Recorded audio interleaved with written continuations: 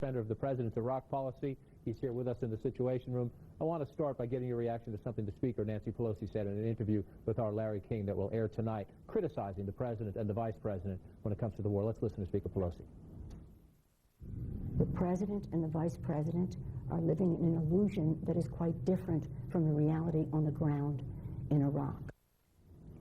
When you go into the closed-door meeting with your fellow House Republicans, do they agree with that the President and the Vice President are living in an illusion when it comes to Iraq? Yeah, I actually think the President is very realistic about what's happening in Iraq. I've talked to him about this often in the last several weeks, and I think he understands that the Iraqis have to step up, that we have to have some better results for Iraq.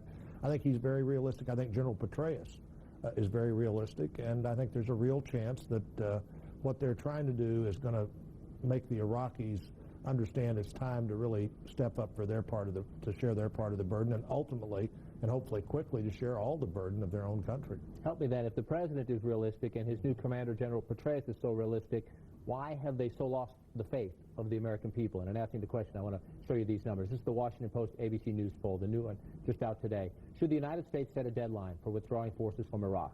December 2005, only 39% of Americans thought that. By June 2006, it was up to almost half, 47%. Now, February 2007, a clear majority, 53% of the American people say set a deadline for withdrawing forces from Iraq.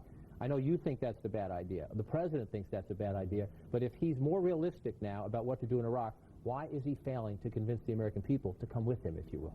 Well, I think what I believe, and I suspect what the President believes, is what we really need for the American people to change their view of Iraq is for the situation to change. The Iraqi government has to step up.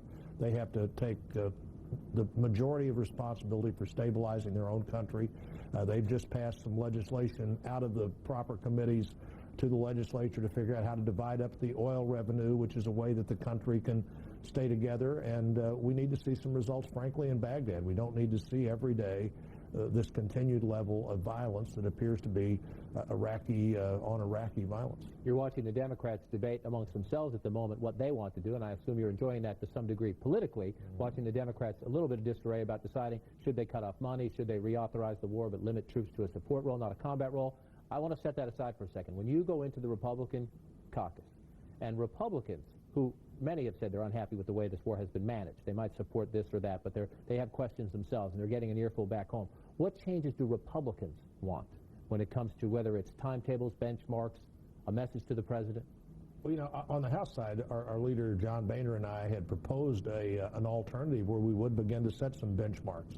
I think that's where the country would like to be. I think that's where our members would like to be.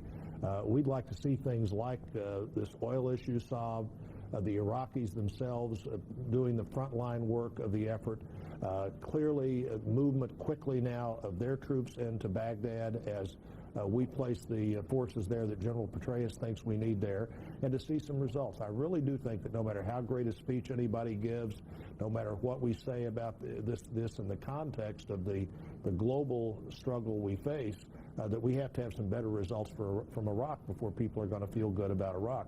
At the same time, John, on the debate we had right before we left here, we went from where the Democrats expected to get 40 to 60 Republicans voting with them to where ultimately 17 Republicans agreed with them. 2 of the Democrats voted with us. And I think the context of this war is an important one. The same polling that indicates people would like to see a deadline over and over again indicates that people don't want to face the consequences of being driven out of Iraq and what that does to encourage these Islamic totalitarians. Well, let's go to the question of how do you fix things and how do you make things better. One proposal now on the table that the administration has said, let's go and embrace, is this regional conference where you will have initially the U.S. ambassador at the table with Iran and Syria, and if that pre-meeting, as they're calling it, goes well, perhaps even Secretary of State Condoleezza Rice at a table with Iranian and Syrian counterparts, something the administration has said in the past it is not so warm to doing. I have statement after statement here from a guy named Roy Blunt, who happens to be with us today, very cautious. I'm not sure we should do that. Better be very careful if you do that. If you're going to sit down with Iran, and a lot of conservatives won't like this. They think you do not sit down with a nation that has thumbed its nose at the world when it comes to its nuclear program, has been sending in help to Iraqi insurgents who are killing U.S. troops, and now you're going to sit at the table with them. What must you get from that meeting?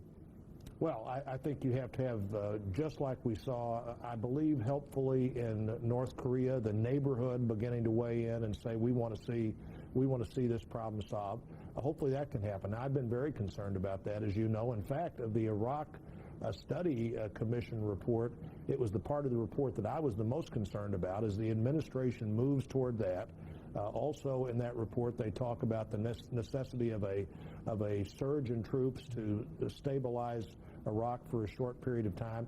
Essentially, this now implements virtually the entire Iraq Study Group report. I think that's something the Americans should welcome, because you've got the administration responding to good advice from the outside, as well as realistically looking at a situation that's substantially different than any of us would have hoped it would be 4 years after we went into Iraq and eliminated the threat of Saddam Hussein himself. We're short on time. In fact, almost out of time. I'm going to drive the control room crazy. But does the administration need to get something out of a first meeting to have a second meeting with Iran?